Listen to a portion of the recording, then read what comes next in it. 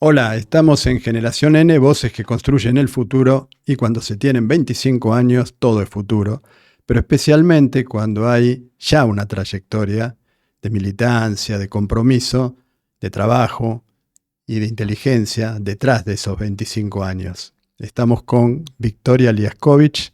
¿Cómo está, Victoria? ¿Cómo te va? ¿Qué tal? Muchas gracias por invitarme. Muy bien.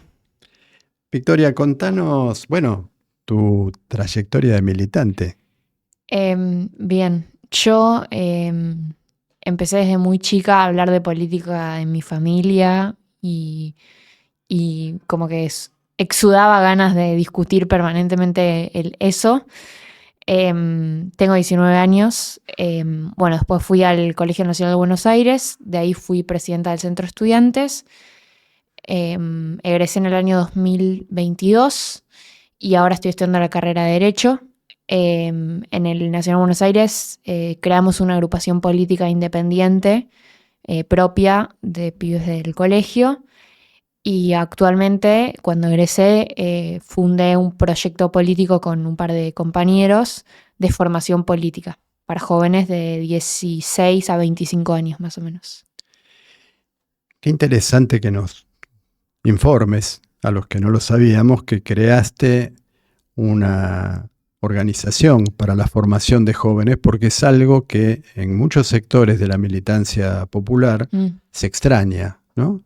re. Eh, Sí, creo que hay muchos militantes políticos que hoy en día, yo compro mucho una frase de Cristina que dice en una unidad básica cuando estaba con Néstor en Santa Cruz, que es que los militantes políticos no son ni mejor ni peor que los dirigentes de quienes son conducidos. Y me parece que en ese sentido nuestra clase política deja mucho que desear, pero nuestra militancia también. Y nos propusimos formarnos políticamente y proponer un modelo. O sea, nadie está proponiendo absolutamente nada y los modelos son los mismos. O sea, no hubo una diferencia sustancial entre, no sé, el albertismo y el macrismo.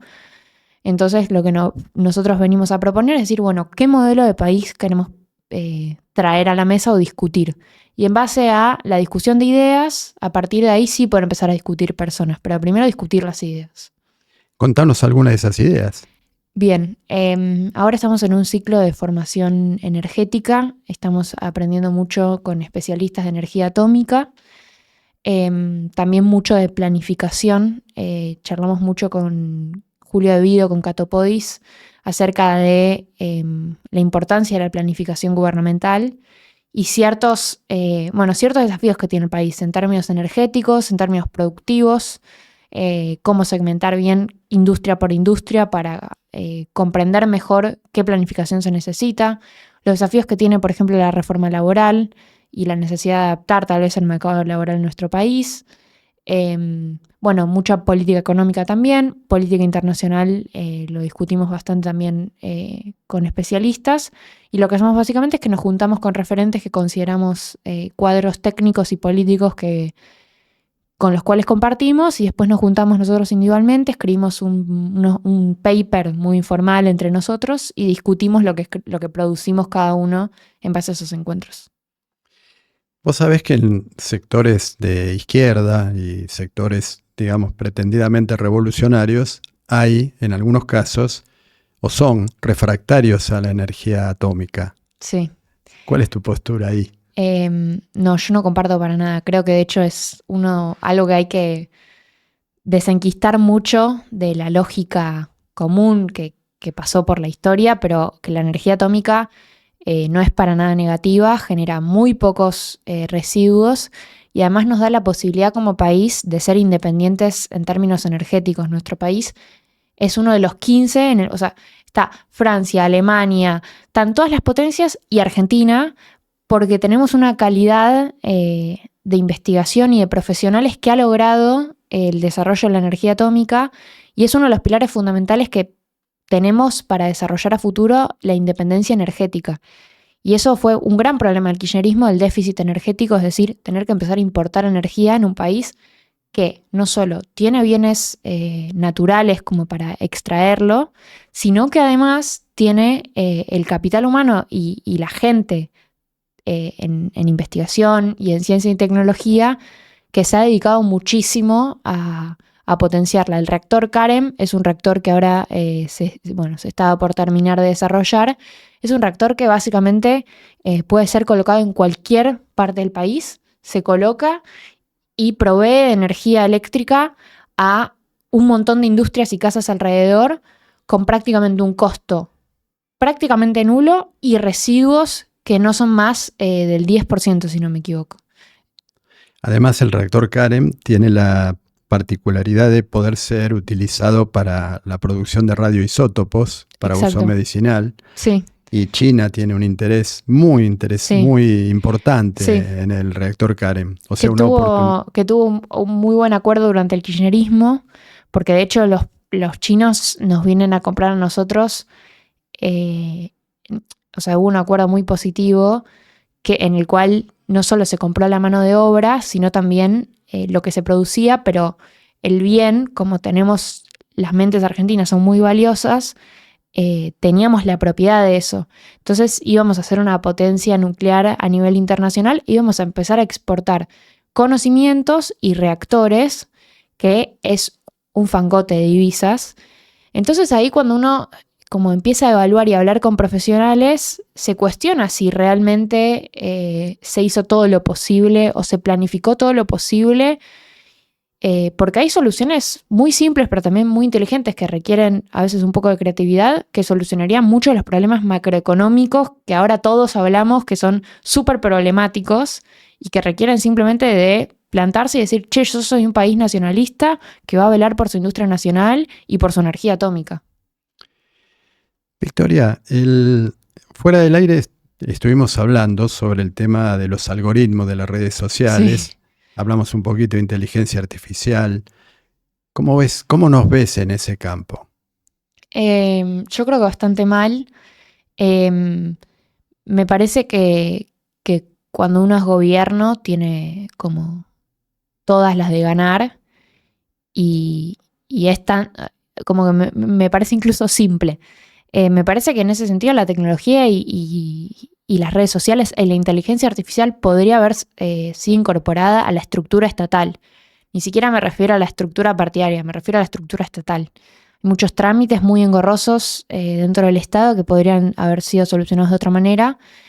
Y no solo eso, sino que en términos comunicativos y de redes sociales, que eso, ojo, yo no desprestigio que no hay narrativa posible si no hay realidad material mejor. Pero en términos comunicativos, en redes sociales, nuestros dirigentes eran foto de reunionismo, apretando manos, visitando a... y primero eso no tenía resultados efectivos y segundo que nada era completamente testimonial. No hubo en ningún momento una batalla estructural de decir, che, yo estoy por este modelo de país y esto es lo que quiero comunicar al respecto, ni hubo en ningún punto alguna innovación al respecto. Vos sabés que hay una lucha geopolítica que se basa también en las redes sociales. Estados Unidos está tratando de limitar los alcances de TikTok por todos los medios. China hace lo mismo, Rusia también.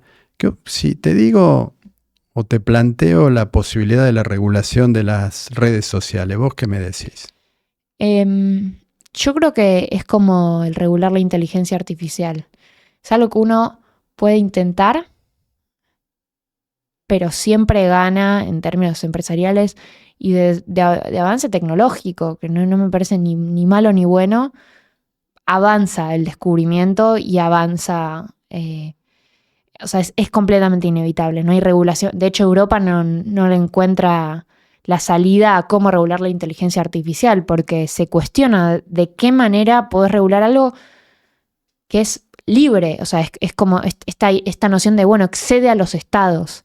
Requiere de una cooperación internacional en un mundo que está muy fragmentado y que no termina de definirse. Me parece que en estos años se va a definir hacia dónde más está yendo el mundo y qué estructura tienen que tener los estados, porque yo estoy muy a favor del nacionalismo, pero surgen tantos nacionalismos que de repente Reino Unido se va al Brexit. Entonces se rompen permanentemente esas alianzas que te permiten, como estados en comunicación, regular aquellas cosas que se les escapan. Se les está escapando el manejo de la moneda. El manejo de la moneda ya hace 10 años que los estados lo están perdiendo.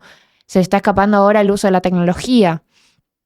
Entonces hay como un desafío ahí y me parece que es irregulable en ese sentido, a no ser que haya una cooperación internacional que yo no la estoy viendo. Muy interesante el punto. Si hablamos de Bitcoin, Yo la verdad es que soy un poco ignorante al respecto. No sabría decirte si estoy a favor o en contra. Me parece que es, y punto. Pero que esto responde a esa lógica de que se les escapa por las manos a todo tipo de regulación gubernamental y que los gobiernos no saben encontrarle cómo encontrar el agujero al mate a nivel internacional en general. Entonces tenés una contradicción grande de Trump siendo súper nacionalista, proponiendo, como si fuese el siglo pasado, volver a subsidiar la industria y el Made in USA, y a la vez te dice yo no voy a regular esto. Entonces hay como ciertas carencias de que incluso quienes están llegando a la vanguardia política todavía no logran comprender cómo adaptar ese nacionalismo a la idea de, bueno, pero te están ganando por la libertad. Entonces hay como una contradicción ahí.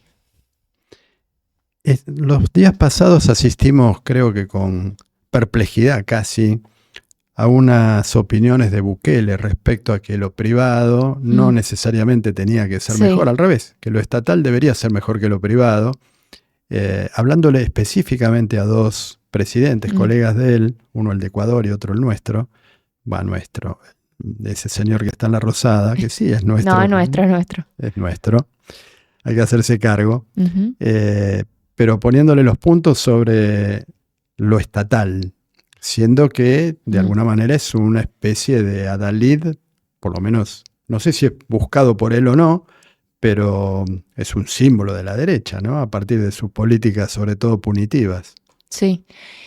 No, Bukele tiene como una anécdota muy llamativa, que es que, bueno, hace un tiempo abrió una biblioteca, creo que en la capital, y cuando abrió la biblioteca era todo, era de mármol, o sea, estaba todo hecho de mármol. Entonces en los medios alguien le preguntó por qué lo hace de mármol. Podría haber buscado una manera más económica de hacerlo. Y el tipo, bueno, si bien llenó las cosas de Star Wars, o es un cipayo en el fondo, sí dijo, yo necesito que las bibliotecas públicas sean las mejores, porque el pueblo se merece lo mejor. Entonces ahí, cuando uno ve a Milei de nuestro país, decís, la puta madre, ¿por qué? Y me parece que en la Argentina tenemos una tradición de liberalismo nacionalista que ha sido corrompido en los últimos años, donde ya el liberalismo, que para mí no es derecha, sino el liberalismo, ya no es más nacionalista. Entonces, están citando a Alberdi, están citando a Sarmiento, cuando son tipos que abiertamente sostenían el nacionalismo argentino, y si bien creían en términos económicos y de libertades personales en el liberalismo, eran profundamente nacionalistas, creían que había que defender a nuestro país y no como una cuestión testimonial. O sea, Sarmiento era el tipo que decía, che, yo necesito que la educación pública, que todos los pibes estén acá, necesito a todos los pibes acá, y dijo, esto es responsabilidad estatal y tiene que ser de la mejor calidad posible porque esto es un igualador social. Entonces, es complejo ver como ese detrimento del liberalismo nacional, y me parece que en ese sentido ahora nuestra fuerza política nacional y popular ya dejó de ser nacional y dejó de ser popular. Entonces somos todos liberales ahora. Me resisto a categorizar al votante de Milei únicamente como un joven, como los jovencitos, digamos, porque lo han votado en todas las franjas etarias. Pero es indudable que hay un sector joven cuyas ideas, de alguna manera, las ideas de Milei o del anarcocapitalismo, han resultado seductoras, han comprado esas ideas. ¿En qué fallamos? Si fallamos. Sí, obvio. En términos materiales me parece que, o sea, eso es lo principal. A mí me irrita cuando se discute como, ay no, tal vez Alberto y Cristina se pelearon demasiado y una interna a cielo abierto, qué sé yo. No, el no ejercicio del poder por parte de un gobierno nacional y el no mejoramiento de una vida, de las vidas de la comunidad argentina, o sea, de distintas comunidades, pero de la población argentina, es innegable. Entonces, eso es lo fundamental de todo. Después me parece que también hubo un problema de esto de no verla. O sea, como una noción de status quo, decir, bueno, esto no se va a escapar hacia ningún lado y hablarle a sujetos que no existían. O sea, el albertismo y el gobierno en general empezó a hablarles, porque también a alguien lo pone Alberto, me parece. Hablarles a personas que no eran peronistas, pero ahí andaban y que creían y que tal vez era una cuestión de modos, que había que mejorar y había que plantarse, pero no tanto, y no ser tan aguerridos. Entonces, a mí me parece que si vos no planificás un gobierno, si vos no planificás un modelo de gobierno y qué venís a proponer, te planifican. Entonces fuimos planificados, fue un gobierno de la no planificación, fuimos planificados por terceros y eventualmente los vacíos de poder no se le perdonan a nadie y alguien lo va a ocupar. Y en ese sentido nuestra dirigencia política decidió no verlo. Yo me acuerdo que cuando era presidenta del Centro de Estudiantes lo notaba muchísimo, a mí me votaban todos los libertarios del colegio. Y yo cada vez que venían algún dirigente, etcétera, al colegio, yo les decía, che, mirá, está pasando esto, ojo con esto. No pasa nada, tranquila, qué sé yo, no va a pasar, muy marginal, 2 diputados son solo, qué sé yo. Bueno, da a cagar. O sea, una desconexión total y absoluta del termómetro social y cuando no tenés más vínculo con la sociedad, que no es por vivir en un palacio o cobrar un buen sueldo, es por la falta de voluntad política. Cuando se pierde eso, fuiste. Victoria, vos hablaste de peronismo. ¿A vos te parece que el peronismo sigue siendo una potencialidad en la Argentina como herramienta de transformación? ¿Qué es lo que habría que hacer para que lo sea si no es así? ¿O si definitivamente ya no es así? Como que ya está gastado. Yo no lo digo, ¿eh? No, si esa es la pregunta. No, para mí no. Para mí hay mucho todavía por disputar. Y me parece que es una disputa histórica de un país que es periférico. O sea, el liberalismo versus el nacionalismo. Yo lo que encuentro problemático es que, por supuesto, por un lado está el peronismo como doctrina o como ideología y por otro lado está la estructura del partido. Yo creo que el partido hace mucho tiempo dejó de decir con ganas cuáles eran sus ideas y que era nacionalista. Me acuerdo mucho como en la campaña de mucha gente ofendida que nos llamábamos Unión por la Patria. O sea, también me parece problemático que el eslogan sea la patria sos vos. No sé si sos vos. No sos uno solo, la patria somos todos. Entonces como empezó a haber una idea de abrazar los momentos de la época y a mí me parece que cuando uno empieza a hablar en el lenguaje del otro, perdiste totalmente tu identidad. Y me parece que en eso se define el porvenir de nuestra fuerza política, es decir, ¿nos vamos a definir en base al otro o vamos a tener una narrativa propia con un proyecto propio que eventualmente se va a expandir a la sociedad toda? Y en ese sentido... yo en la Argentina creo que nunca uno tiene que hacer afirmaciones ni de vida eterna ni de muerte, porque todos vuelven y porque a veces mueren algunos de manera sorpresiva. Pero no estaría tan confiada de decir que el peronismo nunca va a desaparecer. Me parece, o sea, más allá de como la retórica, decir, che, vas a ver peronismo el resto de tu vida, me parece que sí... no hay que dar por sentado eso, no hay que quedarse tranquilos en ese sentido y hay que proponer algo distinto. Bien. Una pregunta personal.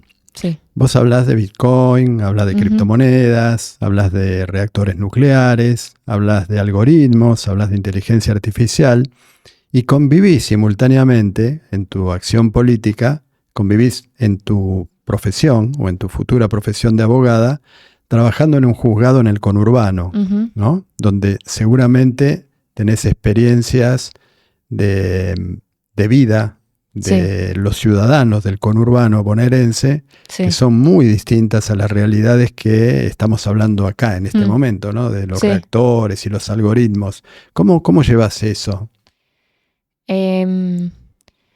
Primero creo que es muy clave esto, o sea, como persona que labura ahí, pero también como persona interesada en la política, me parece que es muy importante no desensibilizarse. O sea, una idea de que uno cuando se queda muy quieto en un espacio empieza a perder como la sensibilidad que le da. Yo creo que en la política es muy importante tener esa sensibilidad, no por una cuestión moral de la empatía y ser buena persona, etcétera, sino porque esa sensibilidad y ese termómetro te da la garantía permanente de que vas a estar interpretando el momento de manera correcta.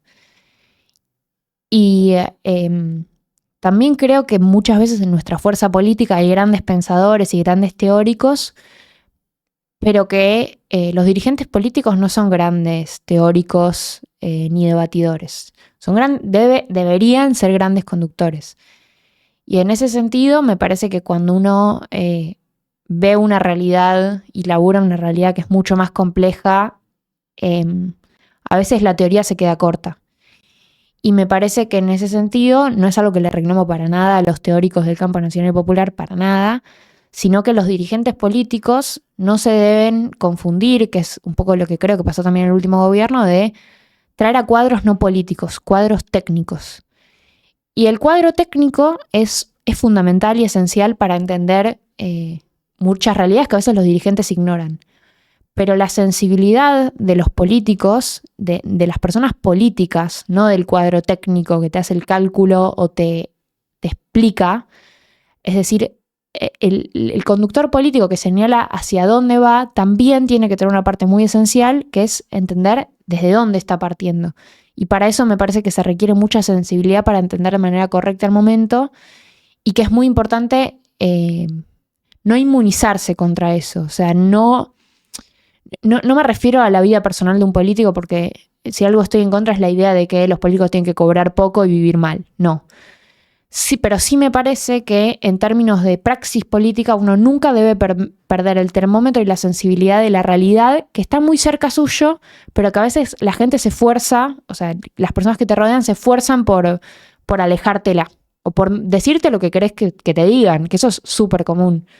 Entonces creo que es clave eso, como tener un termómetro permanente. Cuando enfrentamos una derrota contundente como la que estamos sufriendo en este momento, transitoria por supuesto, esperemos que muy transitoria, dentro de los carriles democráticos siempre estamos hablando, empiezan a aparecer explicaciones y empiezan a aparecer chivos expiatorios y empiezan a aparecer teorías que pueden estar en lo cierto o no. Una de las teorías que esgrimen algunos sectores es que, en particular, en derechos humanos, se atendió demasiado a las minorías y no los derechos humanos de las mayorías. ¿Coincidís con esa visión de algunos? Yo no creo para nada que haya una cuestión de... Me parece que el chivo expiatorio de decir, che, el problema fue que había demasiados trans, es muy fácil. Sí me parece que el peronismo como fuerza política, y es un problema, ha tenido un tinte muy progresista liberal. Es decir, un liberal. Esta idea de, bueno, vamos hacia adelante con los derechos civiles, pero en términos económicos, para un país periférico ser liberal es fusilador. Y creo que hay ciertas discusiones que son insoslayables y otras que no. Las que no son insoslayables es cómo te plantás como país periférico frente a las potencias y con tu matriz productiva y económica. Por otro lado, sí me parece que yo tengo más cosas en común con Mansur que Silvia Los Penato. Tal vez con Silvia Los Penato estamos a favor del aborto legal. Pero con Mansur creemos, o no sé, me gustaría creemos en un modelo de país donde la industria nacional es esencial, donde no creemos en el libre mercado irrestricto, donde creemos que endeudarse está mal, donde buscamos el desarrollo productivo, industrial, energético, de soberanía, bueno, etc. Ahora, sí me parece, yo en términos políticos, sí me defino como una persona que pregona por los derechos humanos y también los derechos humanos de nueva generación, si se quiere. Me parece que es una falacia decir que si se abarca uno no se abarca lo otro. Estructuralmente uno puede desafiar la matriz productiva de un país periférico y a la vez abarcar los derechos civiles de los individuos, porque también lo que termina pasando es que los derechos humanos quedan viejos. O sea, nunca nada está ganado. Y si no seguís dando la discusión y adaptándola a la realidad del presente, las cosas terminan diluyéndose y yéndose. Sin ir más lejos, madres y abuelas ahora están muriendo. Entonces, si queremos tener un correlato con la realidad presente, debe haber también un anclaje presente, decir, bueno, los derechos humanos no es solo hablar de los 70, también es hablar del presente. Y los derechos humanos también es que la gente coma, también es que la gente tenga una buena vivienda, también es que la gente se eduque de manera correcta. Entonces no es lo uno o lo otro, y me parece que es una falacia muy problemática de pensar que el problema fue ese, ¿no? El problema es mucho más estructural, y es que fue un gobierno profundamente liberal, pero en ningún momento dejaría de lado la batalla por los derechos humanos. Me alegra como militante coincidir 100% con lo que acabas de decir, de la manera tan clara que lo dijiste. ¿Cuáles son los derechos que ves hoy que están más pisoteados, valga el término? Yo creo que mi generación tiene grandes problemas con acceso a la vivienda, con acceso y derecho al trabajo. Y también tiene grandes problemas de libertad personal, si se quiere. O sea, desde un punto de vista liberal, hay un gran problema de que los individuos hoy en día, bueno, nunca son completamente libres, pero no pueden desarrollarse en los ámbitos que cada uno más desea. Y me parece que el proyecto peronista requiere que una comunidad también permite que los individuos de esa comunidad se desarrollen de la manera que más deseen y que más quieren. Y me parece que en el presente hay muchas personas que ya no están pudiendo ir a la universidad pública, hay muchas personas que ya no se están pudiendo educar, y no, eso digo, a largo plazo, y en el día de hoy hay muchas personas que no tienen acceso a laburos que les permitan llegar a fin de mes. Entonces también entiendo y me parece súper lógico como la idea de, che, si no puedes comer, ¿por qué me estás hablando de derecho al ambiente? No sé, o el DNI trans. Bueno, eso me parece absolutamente lógico. Ahora, si nosotros como personas políticas realmente damos la discusión, el problema no es los trans. El problema es que no estás comiendo. Es exactamente lo mismo de la lógica de la austeridad. De la Rúa tenía esa lógica de decir, che, somos un gobierno austero. Milei viene a retomar exactamente lo mismo. Somos austeros, austeros, austeros. Bueno, el problema no es que los diputados cobren mucho. El problema es que los diputados no le aumentan los sueldos a los jubilados. Yo estoy chocha con que yo creo que los funcionarios públicos y todo agente del Estado debe cobrar bien, porque el Estado actualmente es el principal negrero de nuestro país. Pero además, todo el resto de los individuos de nuestro país deben cobrar salarios dignos que les permitan vivir, desarrollarse y tener tiempo de esparción. Entonces hay como una lógica medio negligente de adaptarnos a lo que nos está imponiendo el momento y decir cosas que la pegan, pero que me parece que ese es el problema. Si nuestra fuerza política realmente quiere ganar y quiere proponer algo distinto, tiene que ser fiel a lo que piensa, decir las cosas como son, y va a ser mucho más efectivo que todo tipo de abrazo a las ideas liberales o de austeridad o de, che, tal vez nos pasamos mucho con los trans. No, bancátela, poné el cuerpo y decir realmente cuál fue tu problema, que es que fuiste profundamente liberal. Victoria, te propongo un desafío. Si pudiéramos nombrarte jefa de campaña de un candidato que nos guste, con un proyecto que nos guste, sí, que nos guste en serio, un candidato que nos guste en serio porque refleja lo que sentimos con ese proyecto, que más o menos es lo que esbozaste acá, en lo cual coincidimos. ¿Cuáles serían tus ejes de campaña? O sea, no los tuyos, sino los que propondrías para ese candidato. Bien.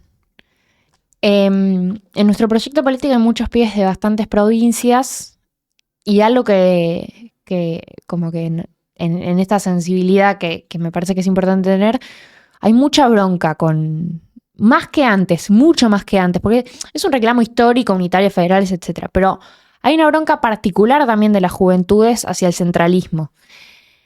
Creo que el primer enfoque que le daría es en términos federales. O sea, me gustaría que no me importa dónde nació el candidato, pero que el candidato recorra todo el país. Eso me parece central. En términos comunicativos, el hecho de... Se ha deslegitimado mucho la idea de la presencia personal. La presencia personal no es excluyente a la tecnología. Entonces, lo que primero sostendría es que el candidato conozca y recorra todo el país. Por otro lado, cuidaría mucho sus redes sociales. Por supuesto, la comunicación política es muy importante y no me gustaría tener un candidato rígido ni estructurado, sino que me gustaría que sea un tipo que diga las cosas que piensa y el programa que tiene. Y también creo que lo pasearía mucho más, o sea, lo pasearía mucho por preguntas incómodas. Me parece que la idea de permitir chocar, que es algo que se le ha tenido mucho asco, es muy positivo. Te hago una pregunta incómoda. Sí. ¿Tenés ese candidato ya? No, para nada. No me gusta ningún dirigente actual del peronismo, ninguno me representa ningún tipo de esperanza. Pero bueno, soy una persona que se quiere dedicar a la política y el no tener un conductor no significa que no quitan, primero, ni mis ambiciones, ni segundo, mis ganas de proyectar a futuro y de proponer algo nuevo. Le vamos a contar a la audiencia que en su momento, viendo tu trayectoria tan intensa, a pesar de corta en el tiempo, frente a otras, no por ello menos importante, todo lo contrario, en un colegio que sos consciente, ¿no? Sí, siempre obvio. fuiste consciente, me imagino, Sí. de lo que es ser presidente del Centro de Estudiantes del Nacional Buenos Aires, ¿no? Uh-huh. Yo como alumno del Otto Krause, ex alumno del Otto Krause, teníamos una pica ahí con ustedes siempre, pero éramos amigos. De alguna forma creo que el legado que quiere dejar Tati, que es que se tome su antorcha, la de ella y la de otras madres. Lamentablemente hoy tuvimos la noticia del fallecimiento de Lita. Sí. Lita estaba por recibir el premio Tati Almeida también en su casa, estaba enfermita, pobre, y no llegamos a tiempo, pero le contamos a la audiencia que Tati es muy consciente de tu trayectoria y que vas a recibir el premio Tati Almeida en la fecha que se designe para eso. Bueno, seguramente gracias. será pronto. Muchas gracias, la admiro mucho a ella. Justo hoy también Lita vino al Nacional para unas jornadas que organizamos cuando era presidenta, y algo como que noto mucho, que también tiene mucho Tati, es la idea que para mí es lo más fundamental que nos han enseñado, que es lo que más se les reclama también, la idea de, che, todo bien con sus derechos humanos, pero la verdad es que, ¿por qué estás opinando del presente hoy en día? O sea, sos una figura de reivindicatoria de los 70, 80 y por tu lucha de los derechos humanos, pero viste como esta idea de, che, son viejas que ahora vienen a hablar del presente y son todas chorras y qué sé yo. Bueno, me parece que esa es la fortaleza más grande. Y es lo que creo que más reivindico. No solo su militancia en los momentos donde más audacia se requería, sino su inteligencia política y su templanza de decir, che, yo la verdad es que yo no vine acá a estar en rencor con nadie, sino que tengo una proyección política porque además creo en un proyecto de país, y eso es para mí lo más fundamental, la idea de que no solo son sujetos históricos, sino que son sujetos del presente que modelan también el proyecto político y que siempre están ahí como termómetro diciendo, che, esto no está bien o esto está muy bien. Y me parece que eso es lo que yo más reivindico y donde yo más las conozco, porque yo no viví ni por cerca esa etapa, pero crecer con ellas, siendo sujetos históricos, pero sujetos del presente, han perfilado también a la militancia política de manera invaluable. Muchísimas gracias, Victoria. Fue un placer esta entrevista. No va a ser la última. Muchas gracias. Solamente la primera. Me re gustó. ¿Te gustó? Sí, re. Me alegro. Haremos más. Trato.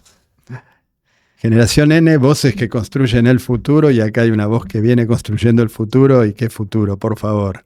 Fascinado con esta entrevista. Muchísimas gracias.